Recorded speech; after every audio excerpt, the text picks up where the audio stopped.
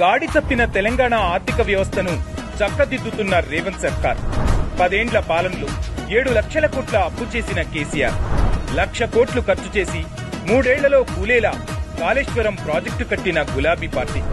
భారీగా అప్పులు తెచ్చినా కనీస చెల్లింపులు చేయకుండా జాప్యం చేసిన కేసీఆర్ చేసిన అప్పులకు ప్రతి నెల 3,000 కోట్లు వడ్డీ చెల్లిస్తున్న తెలంగాణ ప్రజా ప్రభుత్వం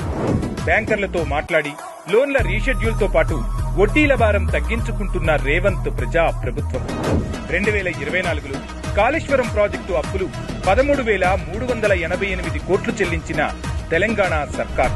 2025లో ఏకంగా 33,574 కోట్ల కాళేశ్వరం అప్పు తీర్చిన రేవంత్ సర్కార్ 2026లో 2 నెలల్లోనే 417 కోట్ల వడ్డీని చెల్లించిన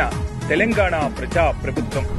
ఆర్థిక క్రమశిక్షణ దార్శనికతతో తెలంగాణను ఆర్థికంగా గట్టెక్కిస్తున్న సీఎం రేవంత్ రెడ్డి